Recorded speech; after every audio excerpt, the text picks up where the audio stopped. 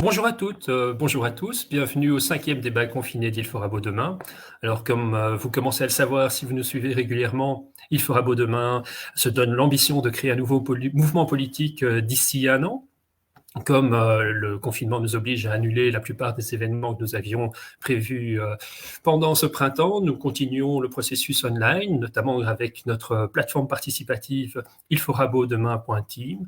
Or, justement, sur cette plateforme, le débat du jour, le thème du jour, l'avenir de l'Europe, est un thème qui suscite quand même pas mal de réactions, et souvent des réactions un peu désillusionnées, un peu de nombreux participants qui sans doute avaient de l'espoir dans le projet européen et qui aujourd'hui font part donc d'une désillusion, d'espoir déçu.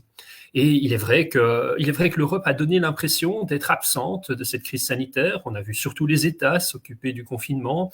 On voit encore que les plans de déconfinement semblent être relativement peu coordonnés. Et donc, on en voit aussi, notamment en Italie, pas mal de contestations qui montent de la part de personnes qui attendaient de la solidarité ou plus importante de l'Union européenne et qui estiment que les pays européens n'ont pas été à la hauteur du soutien qu'ils espéraient. Et donc on voit monter une forme de défiance même du côté de ceux qui hier étaient des forts partisans du projet européen. Cela dit, est-ce que l'Europe disposait réellement des compétences qui étaient nécessaires pour pouvoir agir en matière de santé? Est-ce que c'est vraiment une critique qui est fondée? D'un autre côté, est-ce que les États peuvent-ils relancer l'économie sans l'impulsion de l'Union européenne? Est-ce que du coup l'Union européenne ne sera pas davantage à l'avant-scène dans la deuxième partie de la crise, la gestion de la crise économique, la sortie de cette crise, la relance?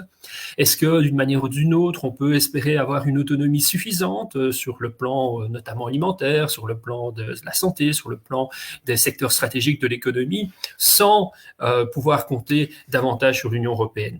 Dès lors, est-ce que l'Union européenne n'est quand même pas l'avenir de cette crise, en tout cas une de ses portes de sortie importantes? On va en parler aujourd'hui pour essayer donc de définir si cette crise sanitaire va accélérer l'intégration européenne ou au contraire précipiter son éclatement.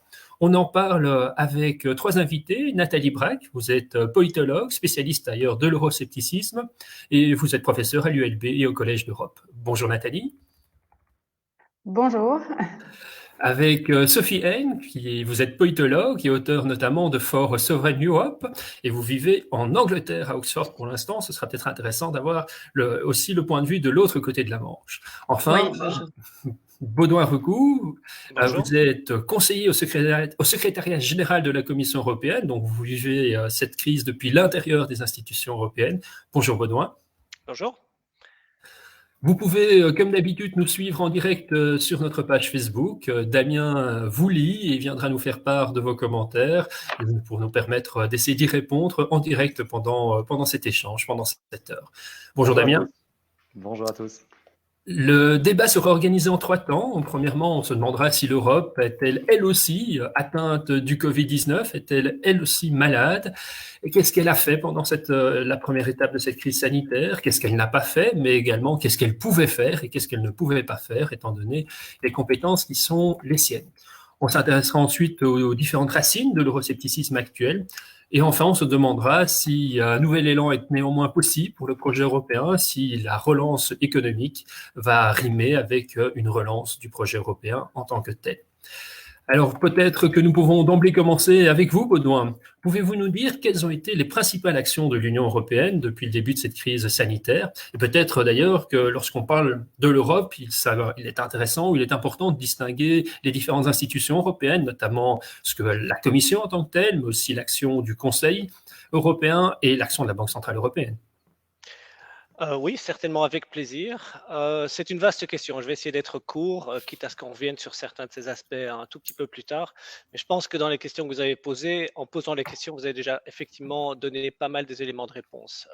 Effectivement, il faut se rappeler que l'Europe en matière sanitaire, en matière de santé, n'a tout simplement pas cette compétence.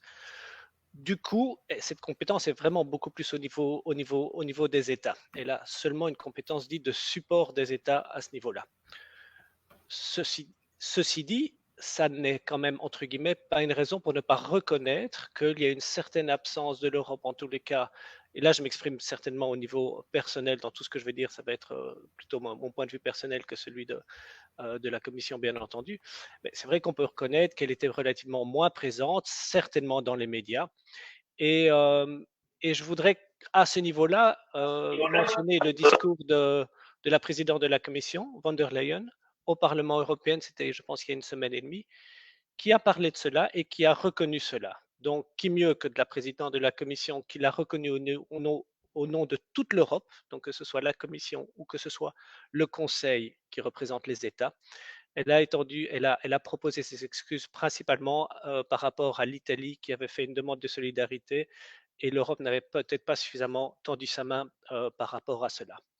Ceci dit, depuis ce début qui était peut-être un peu hésitant, où tout le monde n'avait peut-être pas mesuré l'ampleur de cette crise, que ça deviendrait véritablement un enjeu européen et même mondial, je pense que tout le monde a été un peu surpris. Depuis, l'Europe fait vraiment le maximum de ses pouvoirs de décision et de ses moyens, qui sont limités.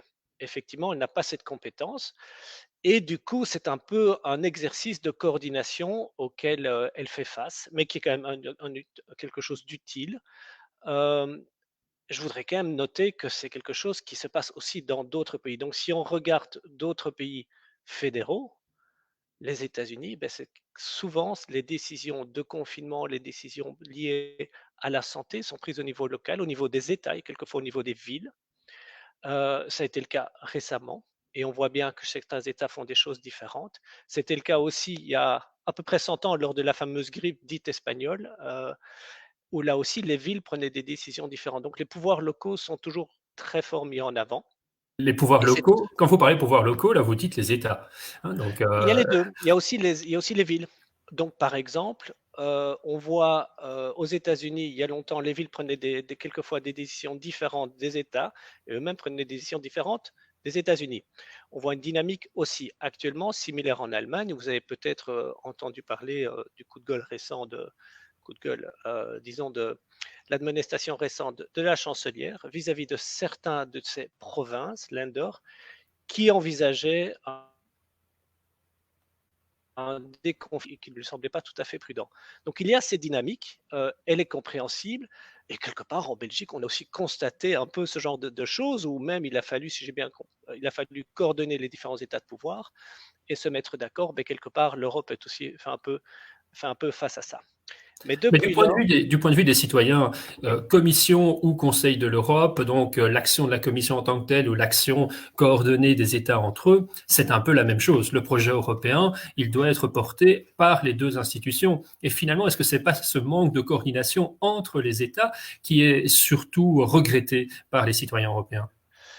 Je l'espère. Et je pense que le plus important, effectivement, dans ce débat, c'est de bien comprendre ces distinctions qui est sous-jacente dans votre question. Et c'est très important. En effet, prenons un exemple très précis. Le 10 février, donc au tout début de la crise, le commissaire à la gestion des crises, le commissaire européen qui travaille à la Commission européenne, qui est donc l'exécutif, ce qu'on veut être une sorte d'exécutif, pouvoir exécutif de l'Europe, a demandé des actions fortes contre ce qu'elle a considéré comme étant une menace grave. Le 13 février, 3 jours plus tard, les ministres de la Santé des différents États membres se sont réunis et se sont montrés récitants et n'ont pas réussi à articuler, à se mettre d'accord entre eux pour une réponse coordonnée. Et là, vraiment, cela illustre de manière très claire cette différence effectivement entre les institutions, avec d'un côté, on va dire la Commission et souvent le Parlement qui sont un peu alliés naturels là-dedans en disant mais on veut plus d'Europe, faisons des choses, on peut en travaillant ensemble réaliser plus et mieux. Et les États qui sont réticents parce que ça veut dire des abandons de pouvoir par rapport au niveau supérieur. Et à 27, c'est très difficile de se mettre tout simplement d'accord. Nathalie, justement, du point de vue de l'adhésion des citoyens au projet européen, que ce soit ce manque de coordination entre les États, finalement, n'est-ce pas aussi grave qu'un manque d'action de la Commission européenne? Je pense qu'il y a en effet cette confusion quelle institution et que le citoyen a peu d'informations en la matière. Enfin, je veux dire, si il veut une réponse et qu'elle vienne du Conseil des ministres ou qu'elle vienne du Parlement ou qu'elle vienne de la Commission, en soi, peu d'un citoyen sont intéressés. Mais je pense que le challenge aussi pour l'Union européenne, c'est de savoir comment répondre aux attentes des citoyens. Et si on voit les sondages récents, les attentes des citoyens, même sur la crise sanitaire, sont diamétralement opposées. Si on prend par exemple les citoyens allemands, qui estiment que la tâche de l'Union européenne, c'est d'assurer l'approvisionnement de médicaments, de financer la recherche ou de faire une coopération scientifique, et les Italiens qui sont très touchés par la crise et qui, eux, estiment, ben non, il faut plus de coopération entre les États, il faut une aide financière, directe ou indirecte, il faut un relâchement des règles budgétaires européennes. Donc là aussi, quand on parle des citoyens européens, qu'ils soient critiques ou non, il y a des attentes complètement hétérogènes et je pense que c'est ça qui est difficile aussi pour l'Union européenne à apporter une réponse claire, bien que la critique, qu'elle soit très très lente, est assez justifiée, même si les actions ont été prises maintenant. Et je pense que le problème, c'est que c'est la visibilité de ces actions qui commencent à être prises sera à moyen terme parce que voilà, c'est au niveau économique, il faudra attendre qu'elles agissent. Mais donc, est-ce que c'est finalement la question aussi du leadership qui est important pour le citoyen, qui est quelqu'un qui incarne cette Europe et avec du coup cette asymétrie entre celle qui est supposée l'incarner le plus naturellement, on va penser à la présidente de la Commission, et puis ce Conseil européen où il y a certes Charles Michel, mais il y a surtout l'ensemble des chefs d'État. Et donc finalement, qui incarne l'Europe aux yeux des citoyens et qui peut porter ce projet européen, notamment dans des moments de crise comme aujourd'hui? Je pense que le problème avec les différentes crises qu'il y a eu, c'est qu'on a viré vers une Europe très intergouvernementale. Mais en même temps, la Commission reste là et je pense que ce soit pour les citoyens comme pour les partis eurosceptiques, ça reste le visage de l'Europe. C'est Bruxelles, c'est la Commission européenne, c'est l'organe qui est le plus critiqué d'ailleurs. Mais dans le même temps, c'est les États membres en ce moment et les gouvernements des différents États qui font plus l'Europe, je veux dire, que la Commission européenne. Et on voit les divisions aujourd'hui qui bloquent l'Europe se situent au niveau du Conseil européen et pas tellement au niveau de la Commission européenne. Et je pense, comme on l'a souligné, c'est un pas qui a été fait, je pense qui était très bien, c'est les excuses de la présidente de la Commission européenne vis-à-vis des citoyens et en particulier des citoyens italiens qui ont quand même été en première ligne des 3 dernières crises qui viennent de se passer et qui ont à chaque fois été un peu laissés pour compte, quoi. Sophie, en Angleterre, où on est justement dans cette période de transition entre un Brexit qui a été voté, qui n'est pas encore tout à fait en vigueur, hein, mais qui a été décidé, est-ce que du coup l'Europe était absente cette fois-ci parce qu'il n'y avait personne qui se tournait vers l'Europe durant cette crise sanitaire, que l'Angleterre a pris à bras-le-corps son propre destin, mais en tout cas n'attendait plus rien de l'Europe durant cette période? Oui, ben ça fait déjà un moment que dans les débats politiques et dans les médias en général, l'Union européenne est présentée de façon vraiment négative. Donc depuis le, le, le, le, le référendum et depuis voilà la campagne référendaire, donc ce n'est absolument pas nouveau. Et en effet, on dirait que le monde politique, tout comme même la société civile et les médias au Royaume-Uni, pensent déjà l'après Union européenne, alors qu'il y a encore voilà une transition et qu'il y a des décisions encore à prendre à ce niveau-là. Les négociations ne sont pas finies. Je pense que c'est extrêmement dommage, mais en même temps, c'est ce qui, à court terme, à moyen terme et à long terme, peut permettre au Royaume-Uni de mettre en œuvre des mesures peut-être assez radicales en termes de souveraineté économique et de souveraineté tout court pour gérer l'après coronavirus. Après, bon, on a vu que les réactions étaient assez similaires finalement, que ce soit en Angleterre ou dans le reste de l'Union européenne. Donc les réactions étaient avant tout nationales. Hein, et donc moi j'ai une analyse de l'euroscepticisme, juste pour dire un mot très court là-dessus, qui fait remonter l'euroscepticisme à des causes structurelles. On viendra au détail de l'euroscepticisme mais juste sur la question des réactions, pour dire qu'il n'y a pas une différence fondamentale entre les réactions qui ont été adoptées au Royaume-Uni, hein, puisque bon, c'est l'ensemble du Royaume-Uni, pas juste l'Angleterre, et dans le reste de l'Union européenne, les réactions sont assez similaires, mais il est vrai qu'au Royaume-Uni, il y a une banque centrale indépendante, avec une monnaie indépendante, etc., ce qui donne, en théorie et en pratique, une bien plus grande marge de manœuvre macroéconomique. Alors, je pense que on va parler, je sais, des alternatives et du long terme, mais je pense que c'est un point absolument fondamental, c'est comment est-ce que cette crise va pousser l'Union européenne à redéfinir ses outils, ses politiques, ses institutions. Et quand on regarde la question des politiques, en particulier au niveau macroéconomique, quel type de politique macroéconomique on va mettre en place pour gérer ce type de crise. Et puis, bien entendu, il y a la question sanitaire, la question sociale, etc. et d'autres questions qui sont étroitement liées au type d'institution qu'on a. Mais je pense que la question macroéconomique est absolument fondamentale. Il y a tout un tas de propositions qui foisonnent chez les économistes, chez les philosophes politiques, et j'espère vraiment qu'à court et à moyen terme, elles vont finir par percoler et avoir un impact sur les décisions qui sont prises, parce que pour l'instant, elles ne sont pas satisfaisantes. On va essayer d'identifier ces propositions, notamment dans la suite du débat. Mais Baudouin, vous vouliez rajouter quelque chose?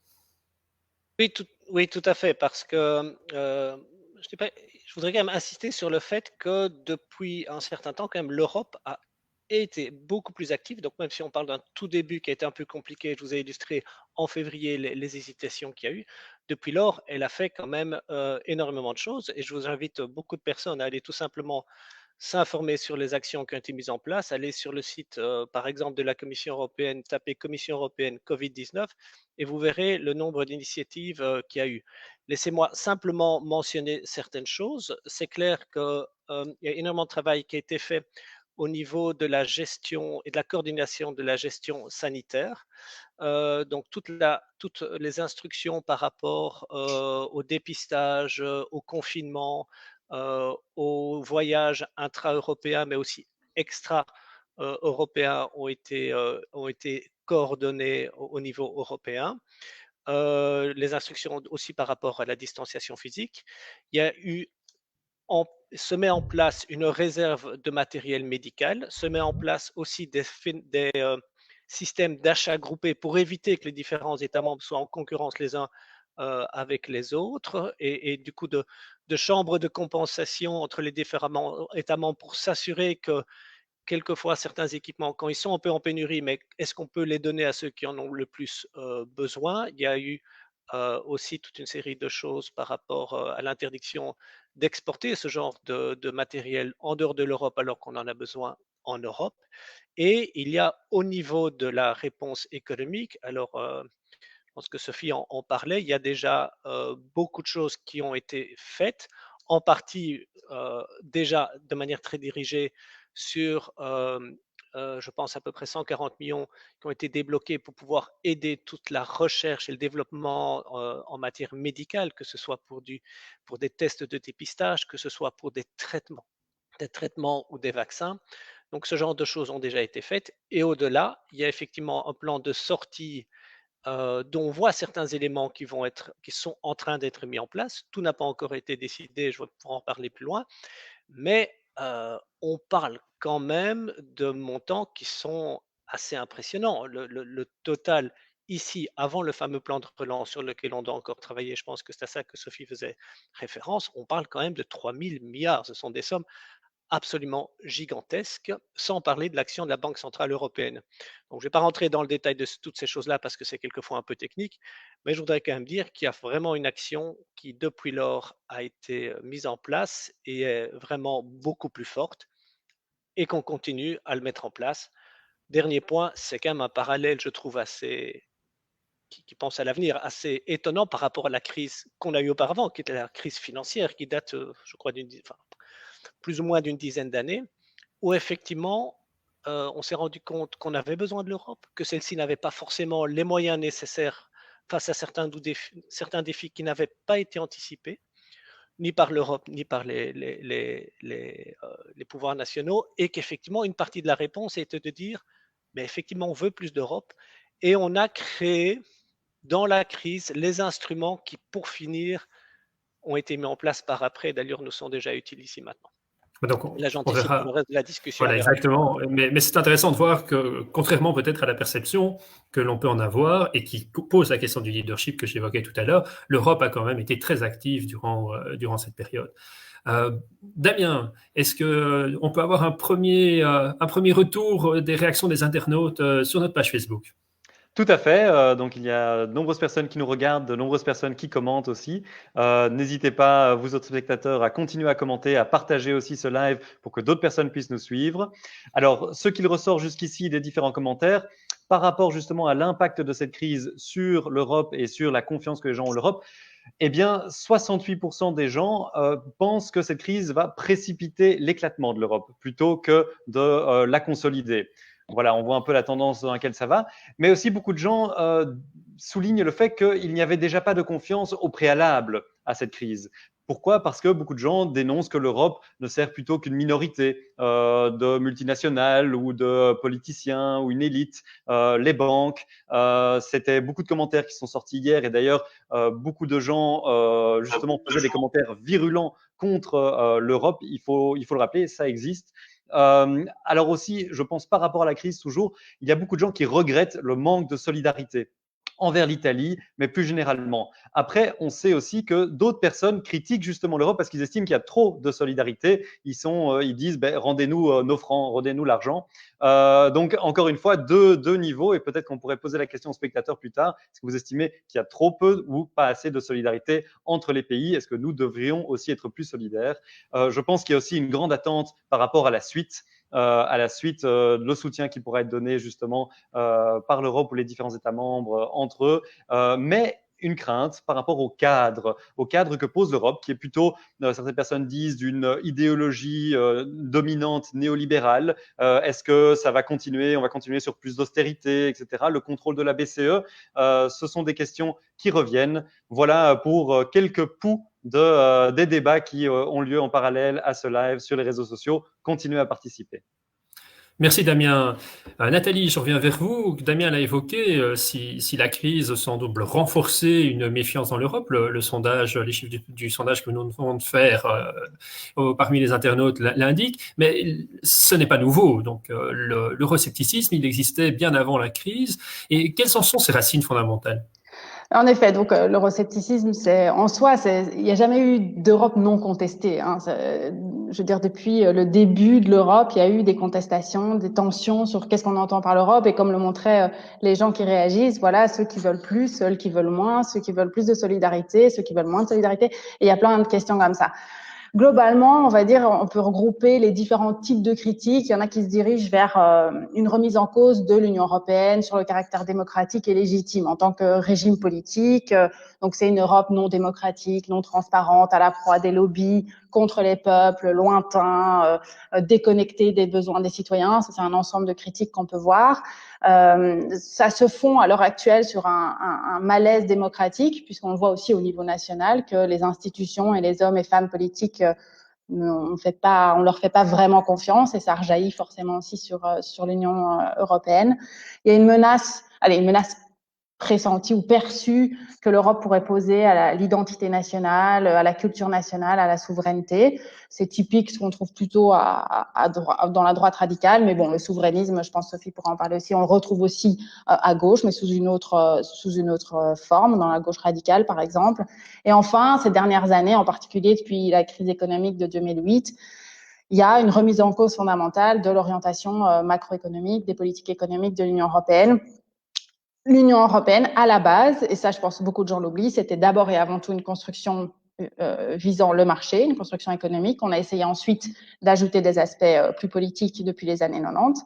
Mais la base de la construction européenne, c'était une promesse de prospérité. Et avec la crise économique, cette promesse a un peu disparu comme neige au soleil. Et donc aujourd'hui, avec les différentes crises, et en particulier avec la crise sanitaire, c'est facile de blâmer l'Union européenne, les gouvernements nationaux le font eux-mêmes, donc je pense que ça renforce encore le ressenti des citoyens. Mais en même temps, on voit, et ça c'est en particulier après le Brexit, qu'il y a un attachement des citoyens qui est plus important vis-à-vis de la coopération européenne. Donc ça, c'est un peu l'évolution ces dernières années. Il y a un attachement plus fort à l'idée de coopérer ensemble, mais il y a beaucoup plus de critiques vis-à-vis des politiques européennes et en particulier dans les pays qui sont touchés depuis ces 10 dernières années par des politiques d'austérité. Donc, on va dire il y a une diversification des critiques, mais il y a une diminution d'un euroscepticisme fort ou hard, comme on l'appelle dans la littérature, des gens qui voudraient sortir de l'Union européenne. Ça, on voit diminuer au sein des citoyens. Donc l'euroscepticisme traditionnel aurait tendance à diminuer, mais par contre, c'est quoi? C'est les déçus de ceux qui espéraient trop de l'Europe, qui attendaient trop en termes de solidarité, qui avaient trop d'ambition pour l'Europe qui nous frappent?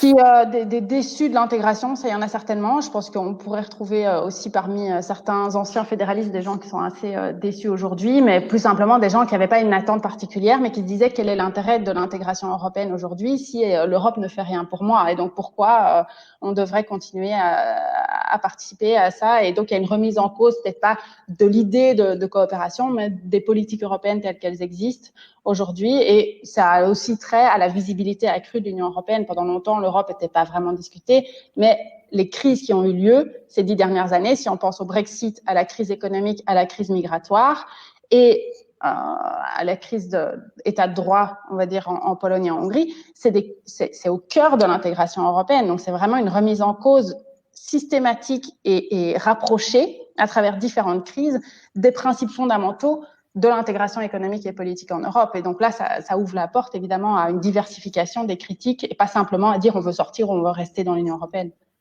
Sophie, de votre côté, vous étiez aussi intéressée à l'euroscepticisme et en particulier, je crois, à l'euroscepticisme de gauche. C'est peut-être celui-là qui est en train de monter alors, si je comprends bien. Oui, donc j'en ai fait ma thèse de doctorat sur l'euroscepticisme de gauche, mais après ça, j'ai écrit sur l'euroscepticisme en général. Et les propositions que je fais en termes de fédéralisme européen axé sur la notion de souveraineté sont basées sur une analyse de l'euroscepticisme, évidemment, puisque donc l'idée, c'est de d'abord faire une analyse et puis de proposer des solutions. Alors moi, l'analyse que je fais, je suis pas en désaccord profond avec ce que Nathalie vient d'expliquer au niveau descriptif et des évolutions et des différents types d'euroscepticisme qui existent. C'est vraiment important d'insister sur l'hétérogénéité. Mais ce que je trouve intéressant aussi, au-delà de l'histoire courte, c'est de regarder les choses sur le long terme et d'utiliser la sociologie historique. Et donc, ce qui est vraiment important, et donc dans cette littérature et dans les analyses qu'on peut faire sur ce sujet, et ça se vérifie vraiment en pratique, c'est qu'il y a des causes véritablement structurelles à la montée de l'euroscepticisme qui sont liées au caractère de l'intégration européenne elle-même. Donc, à partir du moment où l'intégration européenne, que ce soit sur le plan des politiques ou des institutions, a en pratique mené à un affaiblissement de la souveraineté nationale dans ses différentes dimensions, ça a eu un impact fondamental sur la façon dont les acteurs politiques et sociaux peuvent formuler leurs critiques du réel, leurs alternatives dans des discours politiques informés par des idéologies et même des utopies plus larges. Et donc, ça a forcément créé un vide et un retour petit à petit. C'est pour ça que de plus en plus, l'euroscepticisme aujourd'hui se développe sur le plan discursif au niveau autour d'arguments de la souveraineté, puisque la souveraineté nationale a été fortement amoindrie. Et donc, et ça, c'est véritablement dû à, comme je le disais, la question, c'est véritablement dû à un caractère structurel de l'intégration européenne qui a donc dans les faits affaibli la souveraineté nationale. Et donc, ce qui est important à comprendre, c'est que la dimension hybride de l'intégration européenne, et en particulier de ses institutions et de ses politiques, donc entre à mi-chemin, comme le relèvent souvent les fédéralistes, à mi-chemin entre l'intergouvernemental et le supranational, donc vraiment entre ces deux extrêmes, cette intégration hybride ne fonctionne plus aujourd'hui en pratique. À partir du moment où les élans, le besoin de réactiver de la souveraineté se fait de plus en plus ressentir et plus uniquement dans des courants marginaux. Et donc là, ce que j'essaie de dire quand je dis il y a des raisons structurelles, cela veut aussi dire il y a des raisons objectives. Donc ce n'est pas uniquement une question de discours, c'est vraiment une question de pratique, d'institution, de politique. Et donc forcément, une partie de la solution, c'est de repenser la notion de souveraineté, parce que on vient aux solutions juste après, alors. Oui, mais juste je reste sur la question de l'euroscepticisme. Le risque, c'est en effet que l'argument de la souveraineté continue à être uniquement repris par des courants souverainistes nationaux qui sont aussi très souvent nationalistes, nativistes au sens anglo-saxon. Et donc, cela veut dire évidemment beaucoup de choses. Et ce n'est non seulement pas désirable quand on est dans une optique progressiste, mais ce n'est pas non plus faisable en pratique. Et donc, je suis pas tout à fait d'accord avec ce que Nathalie disait tout à l'heure. Enfin, je ne suis pas en désaccord avec l'analyse des opinions dessus, mais je pense que la montée de l'euroscepticisme hard dans le sens d'une volonté de sortir de l'Union européenne, à long terme, n'est pas amoindrie, parce qu'il y a une différence évidemment entre les sondages et les enquêtes d'opinion qu'on peut faire, et puis le fait qu'à un moment donné, il va y avoir une offre politique qui va se mettre en place. C'est ce qui s'est passé avec le Brexit en Angleterre. Donc, il y a une opinion eurosceptique hard qui est là, latente, et puis elle est récupérée par une offre politique qui n'est plus seulement marginale, mais qui devient aussi mainstream. Donc, par exemple, des Farage, etc. en Angleterre sont des courants marginaux marginaux, UKIP, Brexit Party, etc. Et puis, ce genre de critique, à un moment donné, s'est introduit dans des partis beaucoup plus centristes, comme le Parti conservateur, ou enfin des partis de gouvernement et puis des partis marginaux. Et donc, c'est ce qui risque de se passer dans... Voilà, je termine là-dessus. C'est ce qui risque de se passer dans d'autres pays également. Juste sur cette question, une réaction très rapide de Nathalie, et puis je reviens chez Baudouin. Juste, évidemment, personne ni Sophie ni moi n'avons une boule de cristal pour savoir qu'est-ce qui va se passer. Je pense qu'il y a une normalisation de certaines idées eurosceptiques qu'on voit dans des partis, en particulier de centre droit.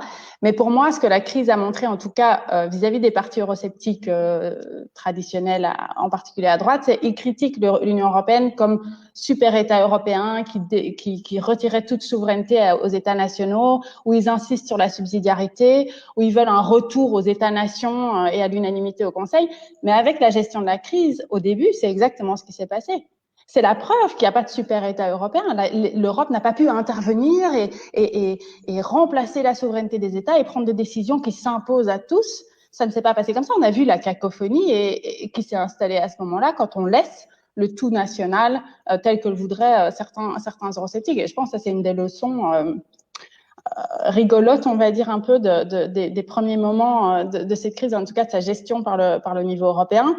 Et la deuxième chose, c'est je me basais sur les élections de l'année passée, donc les élections pour le Parlement européen, où on a vu que tous les partis quasiment, tant à l'extrême gauche qu'à l'extrême droite, ont révisé leur programme et ont supprimé les références à on veut sortir de l'Union européenne et on sont partis plutôt par on va réformer l'Union européenne de l'intérieur parce que la coopération européenne, il y a quand même quelque chose là que le citoyen est attaché. Baudouin, ça doit quand même pas être facile, hein. Parce que franchement, j'ai l'impression que vous êtes attaqué sur deux fronts, entre ceux qui justement en veulent moins de l'Europe et appellent à une souveraineté dans ce qui se replie sur elle-même, et ceux qui en attendaient tellement que maintenant ils sont en pleine désillusion, avec en plus effectivement ce caractère quand même hybride d'un fonctionnement à la fois intergouvernemental et à la fois d'une commission qui doit représenter une sorte ou une prémisse d'un gouvernement européen. On est dans une situation assez compliquée et j'ai presque envie de dire, il y a presque une analogie à faire par rapport au propre dysfonctionnement que l'on voit dans la gestion chez nous, où il y a aussi quelque part un mélange entre un gouvernement centralisé et une logique intergouvernementale qui monte en puissance. Oui, écoute, absolument. Et vous soulignez là un point que Sophie avait également souligné et qui m'avait fait effectivement réagir. Je voulais absolument appuyer cet aspect-là. Je pense que d'avoir, pour dire les choses très poliment, le postérieur entre deux chaises n'aide pas la démocratie européenne. Je pense que vouloir même promettre tout ce qui est naturel de la part des hommes politiques qui veulent se faire élire et donc pouvoir promettre des choses pour l'Europe que l'Europe ne sera peut-être pas forcément en mesure de délivrer, étant donné qu'elle n'a pas ce genre de pouvoir, ne nous aide pas.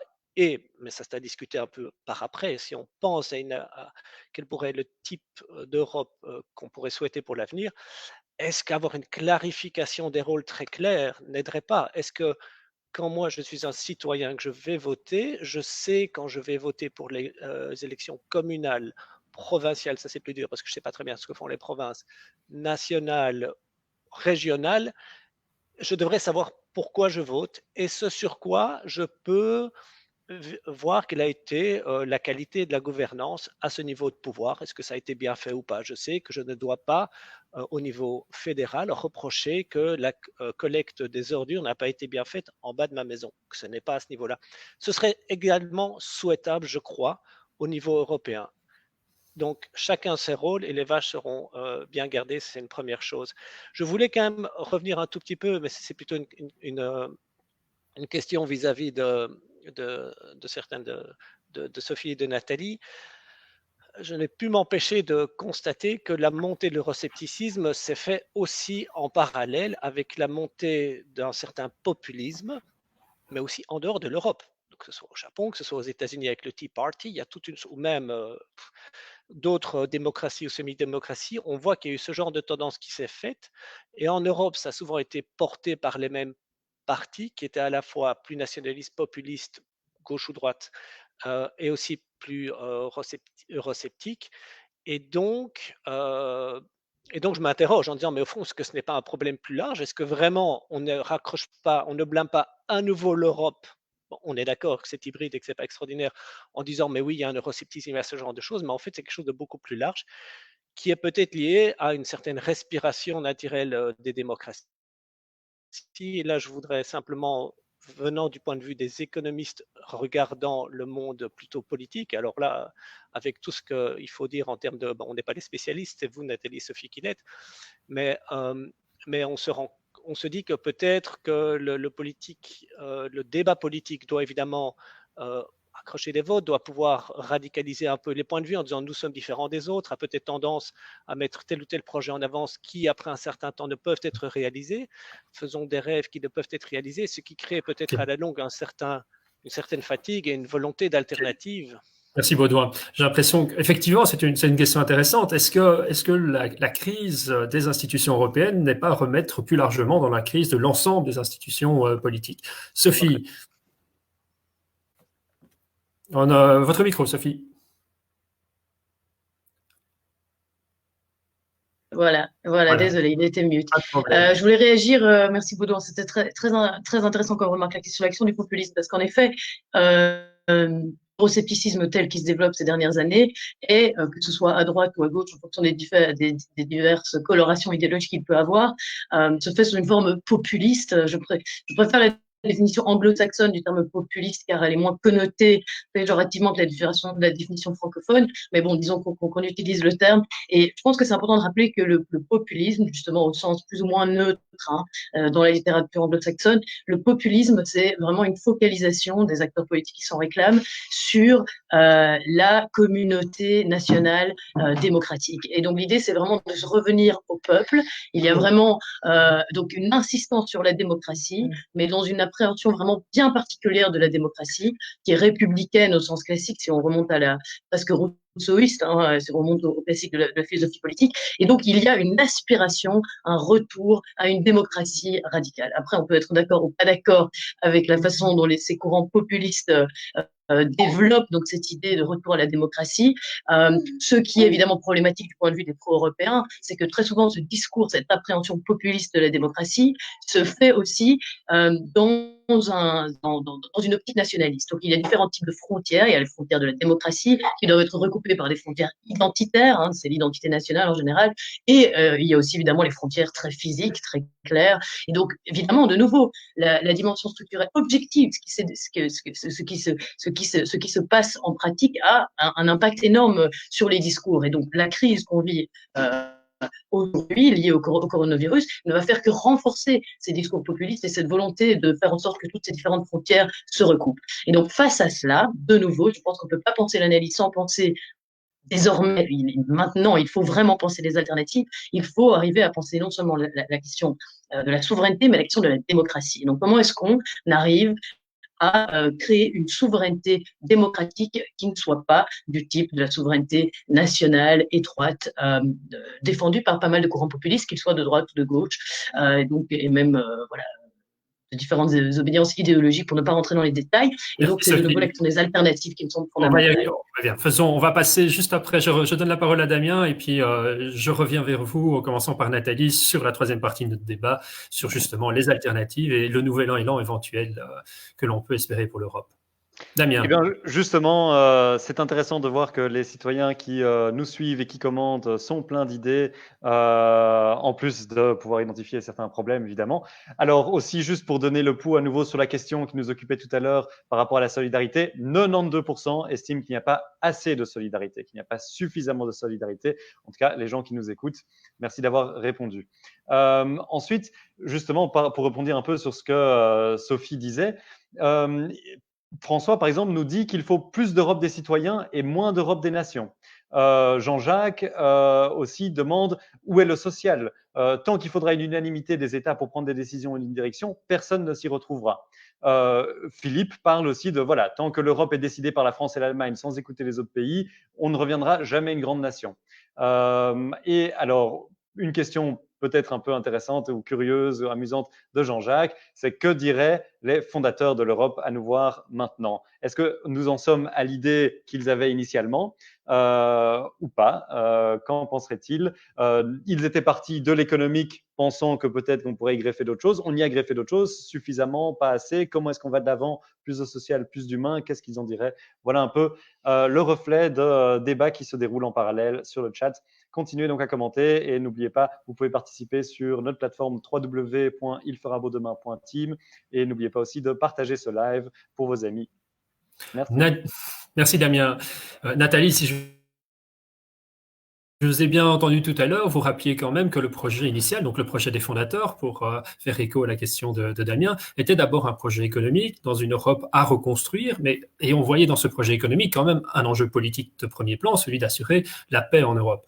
Donc, alors, aujourd'hui, est-ce que ce n'est pas également en jouant sur deux plans, à la fois sans doute celui de la clarification des institutions, celui d'un approfondissement peut-être de la démocratie européenne, mais aussi sur le plan de l'efficacité de l'action politique, que l'Union européenne peut essayer de retrouver un nouvel élan. Et sur ce deuxième point, est-ce que finalement la nécessité de répondre à la crise, de développer des plans de relance, est-ce que ce n'est pas aussi une formidable opportunité pour relancer le projet européen ?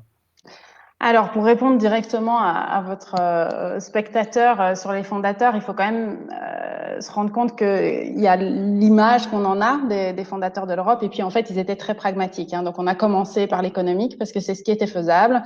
On espérait que ça arrive aux politiques et on espérait que ça provoque une solidarité de fait entre les citoyens. En tout cas, si on en lit les mémoires, par exemple, de Jean Monnet, ça a donné plutôt l'inverse. Hein. Plus on a intégré au niveau politique, plus on a causé de l'euroscepticisme et des critiques fortes de l'intégration, et ça, c'était pas du tout escompté par les pères fondateurs, on va dire.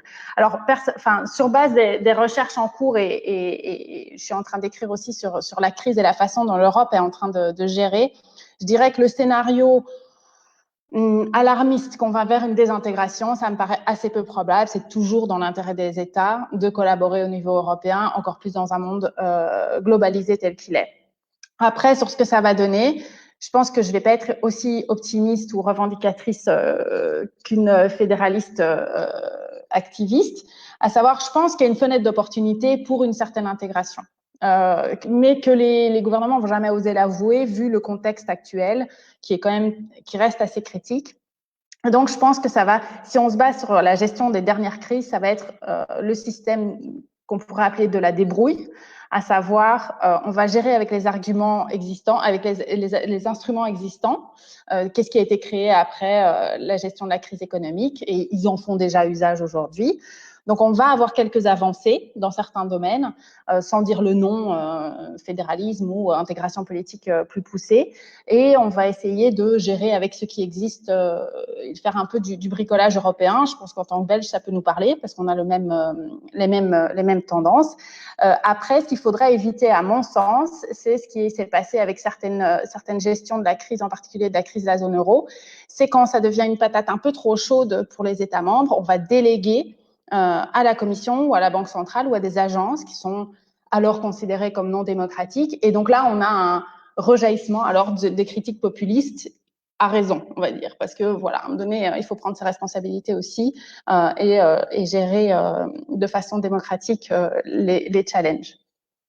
Merci Nathalie. J'ai envie de reprendre les deux dimensions de ma question en m'adressant à Sophie pour une partie et à Baudouin pour l'autre. Donc sur la première partie, la question des institutions, Sophie, est-ce que, c'est d'ailleurs le cœur, je pense, de votre ouvrage, comment est-ce qu'on pourrait voir des institutions européennes qui répondraient à cette aspiration à davantage de souveraineté, cette aspiration à une démocratisation plus forte? Ben voilà, justement, on profite, voilà. Livre, voilà. Oh, non, évidemment, on voit à l'envers. Ah oui, c'est ça le problème. Bon, non, on le voit à l'endroit. On le voit à l'endroit, il n'y a pas de problème. Bien sûr. Mon esprit peu mathématique. Donc voilà, For Sovereign Europe, chez Peter Lang. Donc une maison d'édition très académique pour un ouvrage qui pourtant a un titre très militant. Donc juste pour clarifier la chose, je ne suis pas une fédéraliste activiste au sens où je serais représentante d'un mouvement. Je l'étais, je le serai peut-être de nouveau dans le futur, mais là pour l'instant je parle vraiment en mon nom en tant qu'intellectuel. Et voilà, cet ouvrage c'est un mélange d'analyse de la chose, des institutions et aussi vraiment une proposition qui est inspirée surtout par la philosophie politique en termes de souveraineté européenne. Donc pour répondre à ta question, Laurent, je pense en effet que la question institutionnelle est fondamentale. Et moi, ce que je propose dans cet ouvrage va bien au-delà de ce que Nathalie donc développait comme étant ce qui est probable, ce qui va probablement arriver, qui sera une sorte de bricolage, d'approfondissement plus important, ce qu'on fait déjà un peu maintenant pour gérer la crise. Je pense que cela marchera peut-être à court à moyen terme, mais pas à long terme, parce qu'on a besoin de solutions plus radicales. Pour cela, la notion de souveraineté est fondamentale.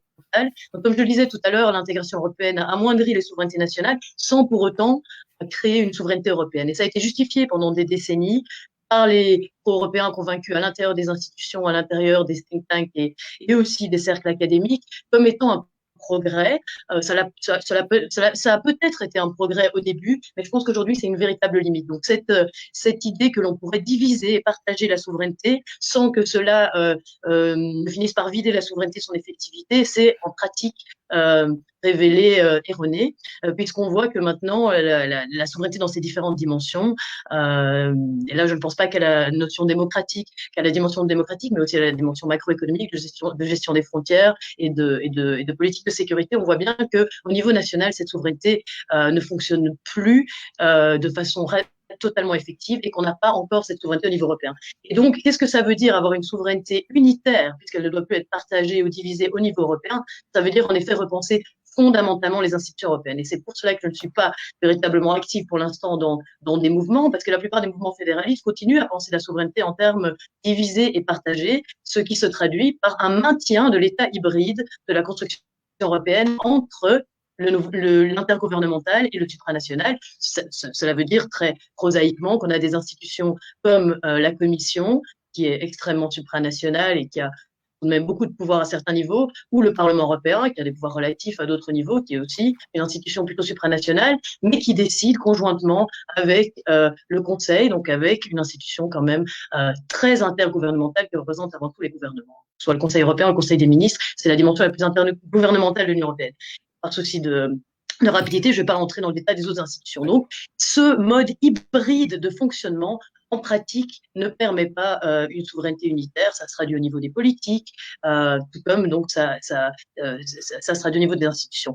Une souveraineté unitaire au niveau européen suppose que l'on ait un gouvernement européen qui soit responsable devant un Parlement européen élu démocratiquement, en tout cas si on veut que cette souveraineté soit démocratique, qui soit également contrôlée par une Cour de justice indépendante qui existe déjà, si on veut que cette souveraineté démocratique soit soumise à l'état de droit. Donc cela suppose de se débarrasser, je termine là-dessus, et puis je vous laisse continuer, cela suppose de se débarrasser de la dimension intergouvernementale de l'Union européenne. Je pense que j'ai bien clarifié que je ne suis pas dans le mainstream fédéraliste qui ne va jamais contester le pouvoir des États. Et là, je pense évidemment à très long terme, c'est pour ça que je m'inscris dans une optique de philosophie politique, que c'est bien que ce genre de proposition, si elle peut être entendue favorablement par les institutions supranationales, qui ont même intérêt à pousser davantage cette dimension-là du mode de décision européen, est beaucoup plus difficile à défendre auprès des États et de tous les acteurs qui ont intérêt à garder la dimension intergouvernementale de l'Union européenne. Et je pense, je suis moins optimiste que Nathalie, je pense qu'il y aura une désintégration qui va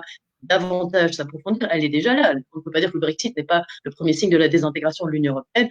Après, je pense à très long terme, évidemment, et je pense qu'il y aura sans doute une réintégration, sans doute pas. Donc la désintégration pourrait n'être qu'une étape vers une réintégration plus forte. Damien, ne pourrait pas.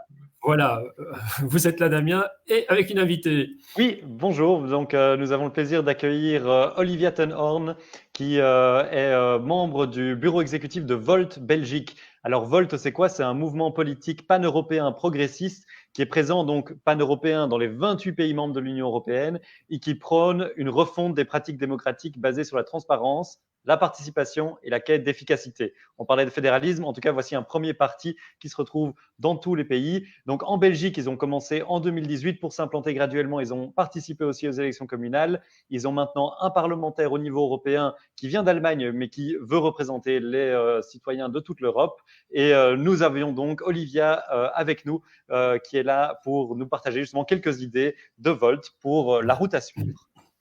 Olivia, voilà, il fallait juste ouvrir le micro. Vous êtes une militante, alors fédéraliste. Vous vous retrouvez donc dans cette ambition forte affirmée par Sophie? C'est ça. Déjà, merci pour l'invitation. Je suis ravie d'être parmi vous. Donc, Volt est lancé en Belgique depuis 2 ans. On est fait partie d'un grand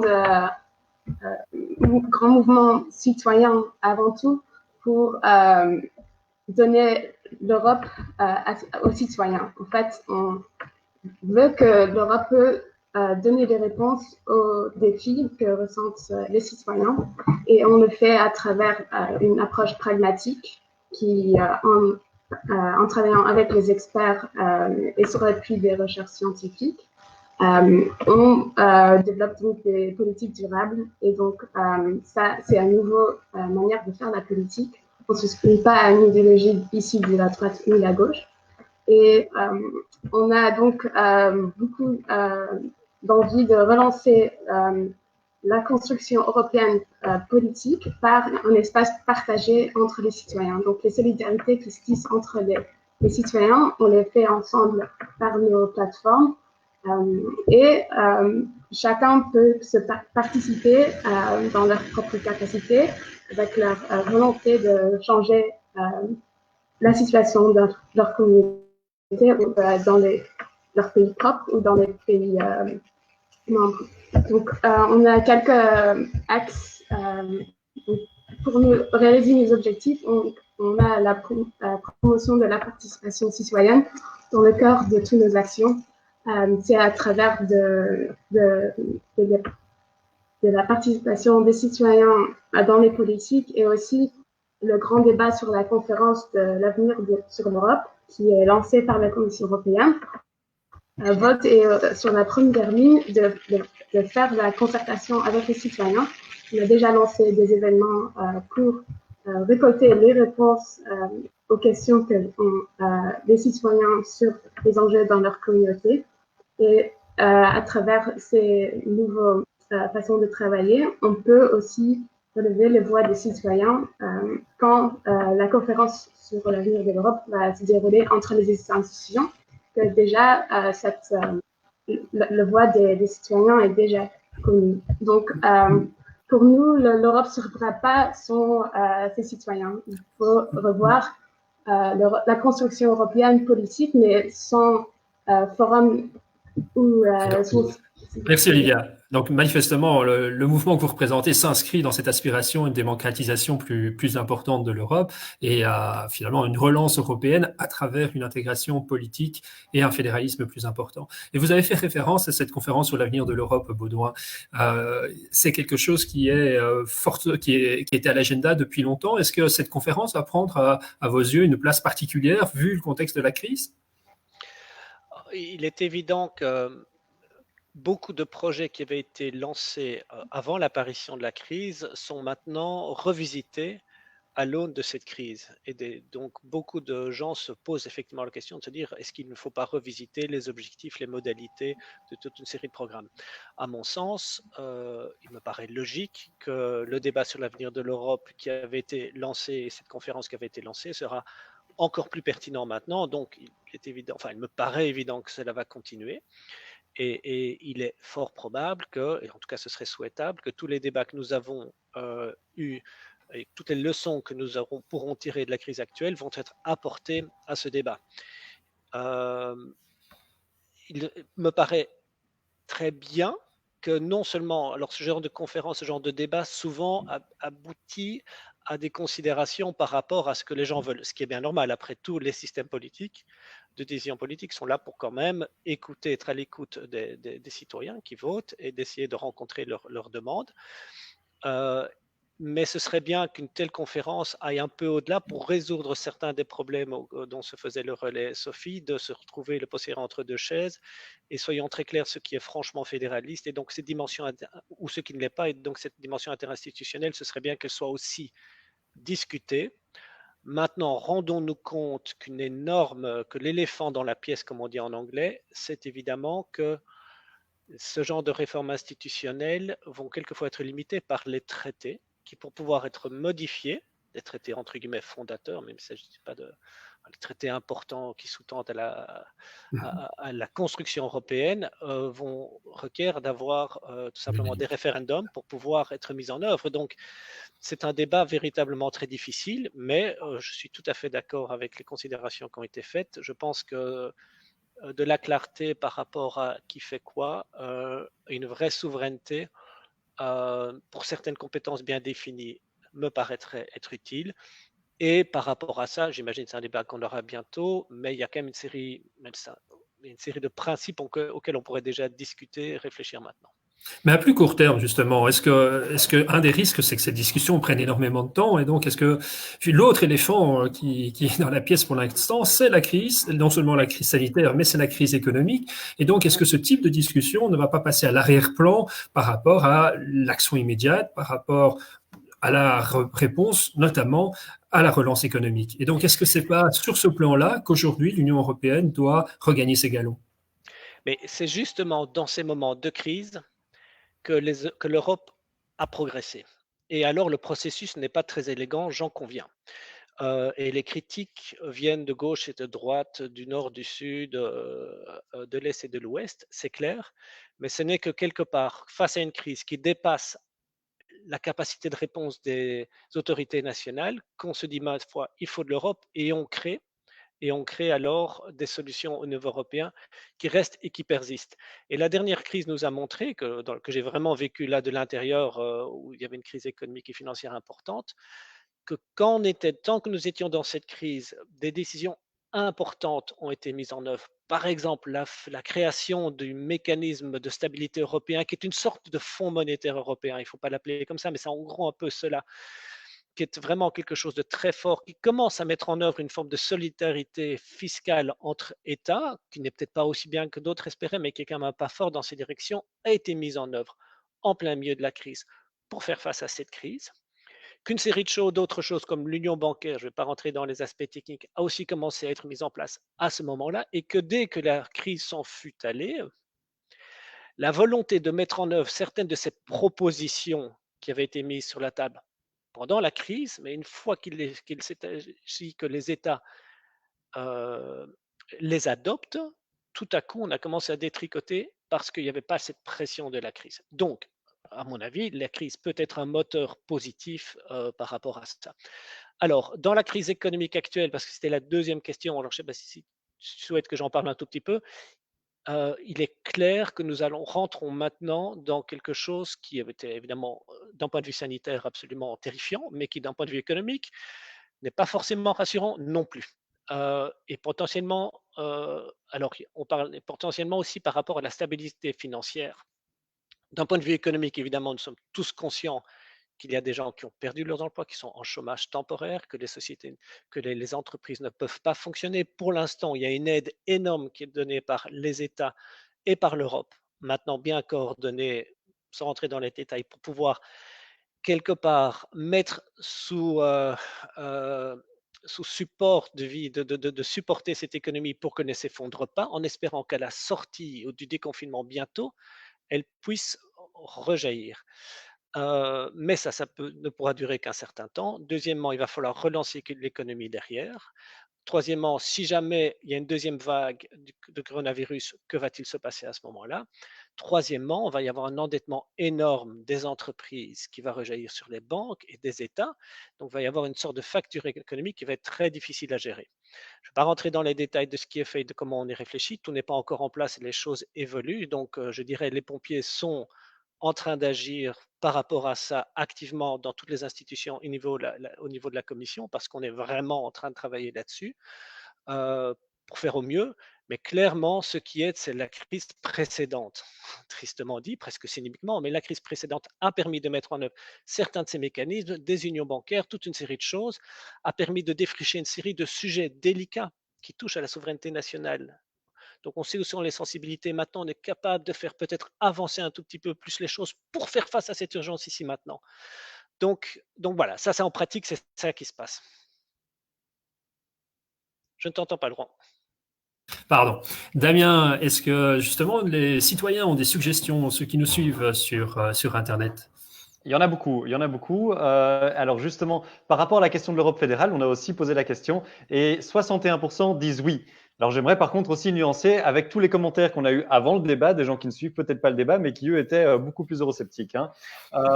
Alors, aussi, toujours par rapport à cette Europe fédérale, deux personnes, François et un autre François, nous disent pourquoi pas l'Europe des régions, c'est peut-être ce qui fait le plus sens. Mais toujours aussi par rapport à ces questions, Gaëtan nous rappelle, bon, ben, c'est vraiment le bordel en Belgique avec 15 partis politiques. Imaginez-vous une Europe 27 pays où il faut l'unanimité. Donc, est-ce que ça peut vraiment marcher, ce côté fédéral? On est une version bêta en Belgique. Est-ce qu'on est un bon exemple?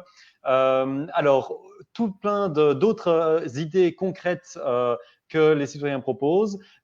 Philippe demande pourquoi est-ce qu'il n'y a jamais eu une intervention télé de la présidence devant tous les peuples de l'Europe.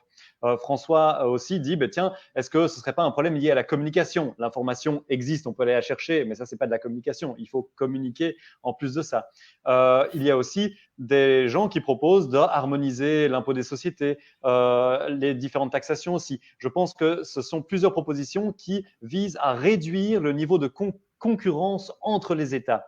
Je pense qu'on a commencé en parlant en effet du fait que l'Europe s'était construite sur un volet économique, qu'on a rajouté des choses politiques. Est-ce qu'il faut en rajouter plus ou pas? On en a parlé. Mais là, il y a aussi la question de savoir, mais tiens, ce volet économique de base, est-ce qu'on ne doit pas le revoir lui-même et voilà, et peut-être être moins néolibéral, réduire la concurrence, le dumping au sein des pays. Ce sont une série de pistes que les citoyens nous proposent.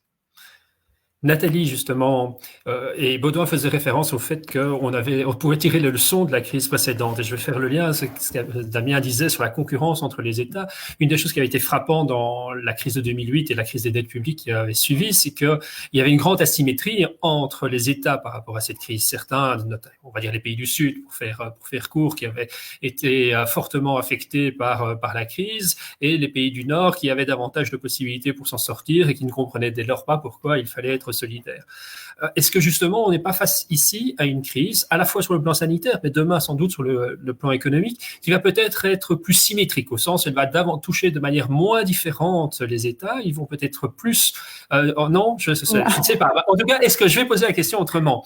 Est-ce que le caractère symétrique et le fait que tous les États doivent être touchés de la même manière, est-ce que c'est pas une condition pour que on s'en sorte plus positivement, qu'on soit dans un jeu davantage coopératif, qui est moins de concurrence entre les États, avec peut-être le fait que je suis trop optimiste en croyant ou pas, je ne sais pas comment il faut le prendre, que pour les États qui seraient moins touchés, tant mieux pour eux, bien entendu. Mais enfin, non, je pense que s'il y avait une symétrie de l'impact de la crise actuelle en termes économiques et sociaux, peut-être les choses seraient potentiellement plus faciles. Mais on voit bien, et on peut bien s'imaginer qu'un pays qui a subi des mesures d'austérité pendant 10 ans va pas subir les mêmes conséquences économiques qu'un pays comme l'Allemagne qui n'a pas dû faire face à des mesures structurelles dans la façon dont elle gère son budget, dans des coupes monstrueuses dans les dépenses publiques. Donc bien sûr, la crise économique va toucher les pays les plus touchés par la crise sanitaire, et encore plus ces pays qui étaient déjà en crise et qui avaient déjà difficile avant même d'avoir la crise sanitaire à l'heure actuelle. Et ce qu'on voit, et c'est pour ça que je suis assez pessimiste personnellement, c'est que les mêmes divisions qui existaient avant la crise sanitaire et qui existaient déjà lors de la crise économique existent encore aujourd'hui et sont...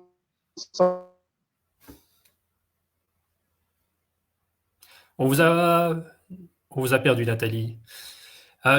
Sophie. Économique et sociale de la crise. Allô? Oui. Oui, non, mais Nathalie, on vous a perdu un instant, c'est pas grave. Mais j'en profite d'ailleurs pour glisser vers Sophie, qui voulait également réagir. L'objectif d'une intégration européenne, forte comme celle que vous défendez, répond à ce problème de concurrence entre les États, mais le tout est d'y arriver. Et donc, dans un premier, d'ailleurs vous-même, vous parliez de projets à relativement long terme et étiez assez pessimiste sur le court terme. Mais est-ce que ce serait quand même pas à travers une réponse plutôt sur les enjeux plus concrets, comme la crise économique, mais on peut peut-être penser aussi au Green Deal, qui était le grand projet de la Commission européenne, que l'on pourra retrouver une adhésion dans le projet européen, et ce ne serait que dans un deuxième temps, alors qu'une intégration plus forte pourrait être pensée, et qu'un projet davantage institutionnel pourrait créer de l'adhésion autour de lui. Oui, c'est en effet un vieux débat. Est-ce que on relance l'Europe par les projets ou est-ce qu'on attaque directement avec les institutions? Le problème, c'est que si on relance l'Europe par les projets, dans une Union européenne actuelle qui a tout de même beaucoup de défauts sur le plan démocratique, pour ne pas dire qui ne correspond pas aux critères de démocratie parlementaire classique, on risque d'avoir une augmentation encore plus importante de l'euroscepticisme, voire du rejet de l'Union européenne. On ne peut pas décider par le haut, continuer à décider par le haut de politiques qui s'imposent aux citoyens, qu'elles soient de gauche, de droite, etc. Le projet de souveraineté européenne que je défends, excusez-moi, vous entendez ma fille, le projet de souveraineté européenne que je défends se situe vraiment à un plan beaucoup plus minimal, à partir du moment où l'idée, c'est justement de pouvoir faire une alliance entre différentes tendances politiques, de différentes obédiences idéologiques. Donc, on ne peut pas dire que l'Europe sociale va plaire à tout le monde, par exemple. La droite va être contre, vraiment simplifié, hein, parce qu'il y a différents courants de droite, différents courants de gauche, etc. Donc, je pense que ce qui peut créer un accord, c'est justement un projet de souveraineté européenne, donc de créer un gouvernement européen qui soit capable de mettre en place des politiques macroéconomiques souveraines, de mettre en place une gestion des frontières, ce qui ne veut pas dire une fermeture des frontières, une gestion des frontières de façon souveraine, de mettre en place une politique de sécurité de façon souveraine. Il y a 27 ou Sophie, voilà, et ça, c'est possible à 27 ou ça doit être alors la condition, ce serait un noyau dur un noyau dur, évidemment, un noyau dur. Et idéalement, mais là je parle en tant qu'intellectuel qui peut écrire ça sur papier, idéalement, si ce gouvernement européen souverain, s'il voit le jour, est démocratique, hein, donc est responsable devant un parlement élu démocratiquement, alors on peut imaginer des débats qui vont beaucoup plus loin, avec une majorité qui dirait, par exemple, nous voulons maintenant une Europe sociale, nous voulons maintenant une Europe de la santé, etc.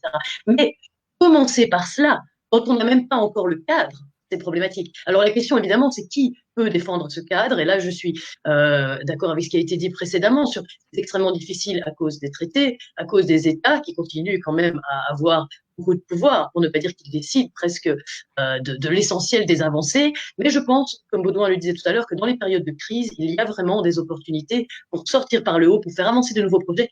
Mais ça suppose évidemment que les acteurs dans les institutions, en particulier dans les institutions européennes supranationales, telles que la Commission et le Parlement, travaillent vraiment très conjointement avec la société civile, fédéraliste ou pas, mais pro-européenne, avec les académiques ou intellectuels, avec la société civile aussi de type entrepreneurial, etc., qu'il y ait vraiment des alliances qui se fassent et qu'il y ait aussi, bien entendu, des organisations qui se développent non seulement au niveau européen, comme le font les organisations fédéralistes, Volt et d'autres, enfin ça c'est un mouvement citoyen, mais les organisations fédéralistes telles que Stand Up for Europe, dont je fais encore partie, mais aussi que ces organisations fédéralistes aient des antennes nationales très fortes pour qu'il y ait une conjonction entre le message national qui soit porté par des gouvernements nationaux. C'est pour ça que j'ai participé aux élections en 2014. C'est parce que ça, aujourd'hui, les élections qui ont encore du sens sont les élections nationales. Donc, si on veut défendre un message fédéraliste, on ne peut pas le faire au niveau européen, ou difficilement, en tout cas pas en dehors de ce qui existe. Donc, si on veut, on doit aujourd'hui agir à tous ces niveaux. Donc, au niveau national, au niveau européen, et bien entendu au niveau régional. Quand je dis national, ça suppose aussi le régional, et dans les différentes sphères. Mais je pense qu'il faut penser le cadre institutionnel autour de cette souveraineté avant le projet. C'est très clair. Voilà. Baudouin, je vois opiner. Alors, la Sophie décrit, c'est une autre Europe, c'est vraiment presque une contre-Europe, mais peut-être une Europe rêvée, mais par rapport à quelqu'un qui travaille au cœur des institutions, est-ce que c'est aussi dans ce type de projet que vous voyez l'avenir de l'Europe, ou bien, puisque c'est l'alternative qu'a esquissé Sophie, est-ce que c'est plutôt dans une relance de l'Europe autour de projets, pensons donc à la relance économique, pensons aussi au Green Deal, par exemple? Écoute, au niveau des gens qui travaillent à la Commission européenne, je pense en général aux institutions communautaires, donc c'est le Parlement, la Commission et certaines agences. Je rencontre en général des gens qui sont vraiment, d'abord, je trouve très compétents. Moi, je venais du privé avant et j'ai rejoint la Commission plutôt sur le tard et j'ai trouvé des gens compétents et extrêmement dédiés au projet européen. Donc, quelque part, d'ailleurs, le Brexit a été un vrai choc psychologique pour beaucoup de gens. Et donc, quelque part, il y a cette volonté, peut-être non idéologique, de se dire qu'il y a moyen de faire mieux au sein des institutions. Je pense que c'est partagé aussi par les dirigeants politiques. Je ne parle pas seulement que des fonctionnaires. Et whatever works, comme avait dit un certain Blair à l'époque, que ce soit par la porte ou par la fenêtre, faisons-le. C'est vrai que les projets, historiquement, surtout quand il y avait des crises, ont permis de faire avancer les choses. Il y a des limites à cela. Et quand Sophie parlait de la nécessité, de l'importance des élections nationales, elle a absolument raison. Quand on me demande, moi, dans la rue, mes amis et autres, je veux une Europe plus ceci, plus cela, j'ai dit très bien, mais alors ça veut dire qu'aux élections, je suis belge, en Belgique, tu dois voter pour des gens qui véhiculent ce genre de message, parce qu'elle ne se construira qu'à partir des États pour l'instant. Donc ça, c'est très important. Quand nous travaillons au niveau de la Commission européenne, il y a énormément d'experts qui travaillent énormément avec le monde académique. Donc je rassure énormément Sophie là-dessus, que ce soit de manière informelle, que ce soit par des appels d'offres ou beaucoup d'académiques, que ce soit via les think tanks. Très souvent, nous, nous encourageons les différentes parties prenantes de faire le travail d'aider la commission qui essaie de construire le projet en étant actif aussi localement dans les différents pays ou dans les différentes les partenaires sociaux, les différentes parties prenantes. C'est extrêmement important. Maintenant, je voulais revenir quand même un tout petit peu sur l'aspect symétrique, asymétrique de la crise et avoir par rapport à cela un message peut-être un peu plus nuancé. Je crois qu'effectivement, le choc de la crise a été relativement symétrique. Malgré tout, pas de chance, ça a été quand même peut-être un peu plus fort en Italie, qui a été la première touchée, qui a dû faire quelque part les maladies de jeunesse en se disant mais c'est quand même plus grave que prévu et a donc peut-être perdu 1 ou 2 semaines pour pouvoir mettre en œuvre les solutions, ce qui a quand même aidé le reste de l'Europe à se rendre compte que la Lombardie, c'est quand même un État avec un système de santé très fort, que si c'était difficile là, ça va être difficile pour tout le monde. Et donc l'Italie a quand même été plus touchée et a aidé tout le monde, ce qui d'ailleurs est un fort argument en faveur de la solidarité. Alors, je vais revenir là-dessus, parce que l'autre aspect donc le choc est plus ou moins symétrique, même si l'Italie a été plus fort touchée et nous a un peu aidé. Par contre, la position de départ des finances publiques était très différente d'un pays à l'autre.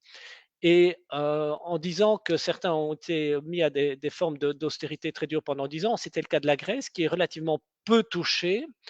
L'Italie, ma foi, avait un taux de dette qui, au sortir de la crise précédente, est de l'ordre de 135% par rapport à la taille de son économie, qui a augmenté à 140%. Donc on ne peut pas parler qu'il y a eu un énorme effort d'austérité dans ces pays-là, alors que depuis lors, l'Allemagne, sur la même période, et la Hollande est passée d'un niveau d'endettement de 90% à 60%. Donc c'est au contraire l'Allemagne qui s'est imposée elle-même une forme d'austérité, qui crée débat d'ailleurs, je vais pas rentrer dans ces détails, mais certains en Europe disaient, mais non, écoutez, l'Allemagne, soyez plus large pour pouvoir aider le reste de l'Europe, mais l'Allemagne a décidé de s'imposer plus ou moins une autorité à elle-même. Et ce qu'elle dit maintenant, c'est, vous voyez, j'ai eu raison de le faire parce que maintenant, je vais avoir un effort fiscal massif, je vais pouvoir aider l'économie et vont faire un effort de l'ordre de 8% de l'économie, ce qui est énorme, ce qui va aider l'Allemagne, mais va aider le reste de l'Europe aussi par effet d'entraînement. Et c'est une des grandes différences d'ailleurs par rapport à 2008-2010, c'est qu'ici l'Allemagne est en position d'actionner la relance. C'est pour ça que la situation, et elle l'a fait, et on est face à, on a parlé de la symétrie de l'impact sanitaire, mais il va y avoir aussi la question de la symétrie potentielle de l'impact de la crise économique, qui, même s'il va toucher les gens différemment, il y a peut-être plus d'interdépendance dans cette crise économique qu'il n'y en avait dans la crise de la dette. Tout à fait. Et donc, absolument. Et donc, cette fois-ci, peut-être contrairement à avant, l'Allemagne le fait en ouvrant très largement, de manière incroyable, les vannes. Certains calculs disent que son effort particulier est plus grand que la somme des efforts de tous les autres États, mais ce qui nous aide et ce qui aide tout le monde par effet d'entraînement. Donc ça, c'est une forme de solidarité économique dont on parle, je trouve, trop peu dans les médias, mais tous les économistes vous diront, mais non, ça c'est vraiment quelque chose et qui est très différent et très positif par rapport à avant. Et il y a un discours un peu compliqué qui se passe maintenant entre l'Allemagne et la Hollande d'un certain côté, l'Italie de l'autre, pour simplifier un peu les choses, où l'Allemagne et l'Italie disent, mais regardez, nous, pendant des années, on s'est quand même, au sortir de la crise précédente, on a mis en œuvre, on s'est donné les moyens de pouvoir réagir à une crise en économisant, en diminuant notre niveau de dette, et quand c'est nécessaire, on peut y aller franco. L'Italie, vous ne l'avez pas fait. Et donc, il y a un peu un discours de la cigale et de la fourmi qui se passe, qui est un peu un discours difficile, Je crois que la réponse par rapport à ça doit être double, mais bon, là, on rentre dans le débat et c'est en train de se mettre en place, c'est en train de se négocier pour l'instant. Ça a été en partie fait, mais pas totalement, où il y aura vraiment un aspect de pure solidarité, Oui. où vraiment il y aura des fonds qui seront mobilisés au niveau européen avec une forme de garantie européenne qui vont être donnés de manière qui vont être quelque part transférés plus vers les pays plus touchés. Évidemment, on pense tous à l'Italie. Il y a Merci une autre Baudouin. partie qui sera faite différemment. Merci Baudouin. Je reviens vers Olivia peut-être. Comment avez-vous suivi cet échange avec notamment cette insistance sur ce thème de l'intégration politique, sur le thème de la participation citoyenne, qui sont très proches, j'ai l'impression, des valeurs que vous portez, mais aussi quand même cette dimension projet. C'est aussi quelque chose d'essentiel pour vous? Oui, je pense déjà porter le projet européen va se faire en concertation avec les citoyens. Il faut qu'on a surtout aussi mis l'accent sur quelques débats de la réforme des institutions, mais je pense l'impulsion est vraiment de faire la participation des citoyens dans la construction européenne, qui dans les dernières décennies se relève encore de plus en plus important, et que pour moi aussi comme citoyen, je suis française et néerlandaise habitant en Belgique. Vous êtes d'Europe. Oui, on est 17 millions Européens en dehors de notre pays d'origine, mais je pense que oui, on a aussi construit les citoyens sont un des piliers aussi de la construction européenne, et il faut qu'on soit aussi très actif dans l'élaboration des politiques. Je pense aussi qu'on reste aussi dans l'urgence de la crise économique qui va suivre après la crise sanitaire qui est la pandémie, la crise aussi démocratique et sociale. On doit aussi voir que l'Union européenne, tant qu'elle était conçue suite à la crise économique après la Deuxième Guerre mondiale, elle était porteur aussi d'un projet de prospérité et de paix. Et on est à la veille des mêmes défis. Merci beaucoup. Merci Olivia. Et Nathalie, j'ai envie de revenir vers vous pour la conclusion, en vous posant cette question finalement. Alors cette crise, elle va quoi? Après, elle va accélérer l'intégration ou elle va précipiter la désintégration de l'Union européenne selon vous? Je pense un peu des deux, dans le sens où je pense que Sophie avait raison. La désintégration, il y a déjà des éléments qui sont là, si on pense au Brexit, mais aussi si on pense à différents projets européens, l'euro. Donc il y a l'espace Schengen, il y a une Europe à la carte qui est déjà là, même si on n'ose pas l'avouer. Donc je pense qu'à long terme, il est fort probable que ce soit l'avenir de l'Europe d'aller dans ce sens-là. Il y aura probablement plus d'intégration dans certains domaines clés en se basant sur l'expérience des crises précédentes. Mais sinon, je pense que globalement, l'équilibre va plus ou moins rester. Ouais. L'équilibre va plus ou moins rester le même. Donc là, on est assez éloigné du rêve ou de l'espoir que vous avez, Sophie. Oui, moi, c'est pas un rêve ou un espoir. Moi, je suis très, très réaliste. Et je pense qu'il n'y a aucun déterminisme dans l'histoire. Et en effet, ça dépendra des acteurs sociaux et politiques, des organisations et aussi du projet qu'ils vont arriver à défendre au-delà de la question de la souveraineté européenne. Je pense qu'on est en mal de projets politiques au sens fort, c'est-à-dire contenant une idéologie et même une utopie à long terme. Et la seule façon de mettre en mouvement les citoyens, pour revenir sur la question des citoyens, qui me parle très, très fort, c'est véritablement de leur j'allais dire vendre, c'est-à-dire je suis devenue très anglo-saxonne, de leur offrir un projet qui les fait rêver, mais qui leur semble aussi réaliste et qui correspond à leur intérêt individuel. Et si les acteurs politiques et sociaux arrivent à faire ça, je parle des acteurs pro-européens, ce qui passera par évidemment beaucoup de dissensions et puis par la création d'un projet commun, je pense alors qu'il y a une chance de sortir par le haut de cette crise et des multiples crises à venir, puisque ce n'est pas la seule, on le sait bien, il y a la question de la sécurité qui est fondamentale aussi, bien entendu, qui va l'être dans les décennies à venir. Et donc je pense que voilà, sortir par le haut et arriver à renforcer l'intégration européenne dans le sens d'une souveraineté européenne, ce qui en effet, moi, me semble plus réaliste à long terme, suppose de défendre un projet influencé par une lutte qui convainc les citoyens et qui correspondent à leur intérêt individuel. Merci Sophie. Baudouin, alors je termine avec une question un tout petit peu différente que j'avais esquissée mais qu'on n'a pas répondu. Justement dans une logique plutôt projet, alors est-ce que la relance économique fera le lien avec le Green Deal? Excellente question. C'est certainement la volonté affichée de la présidente de la Commission européenne et ça a été aussi le mandat qui a été donné par les États au niveau du Conseil pour le plan de relance de l'économie. Donc la réponse est en théorie oui, mais en pratique, je pense que, comme Sophie et Nathalie l'ont dit, il y a une codécision en Europe. Donc quand ça va revenir au niveau du Conseil, est-ce que les États membres seront d'accord de faire cela? Est-ce que même pour eux-mêmes, dans leur propre politique nationale, ils mettront ça en œuvre aussi? J'entends des choses peut-être un peu moins optimistes qu'avant. J'espère que oui, en tout cas, c'est l'idée. Pour revenir par rapport à l'Europe et ce qu'on pourrait espérer, 3 points. C'est vrai que ce serait bien d'avoir une clarté par rapport à ce qui est fait à l'Europe, par rapport à pas à l'Europe. Et ce qui est fait à l'Europe, ben, si c'est vraiment décidé à l'Europe, peut-être qu'il ne faut pas de conseil, comme le disait Sophie.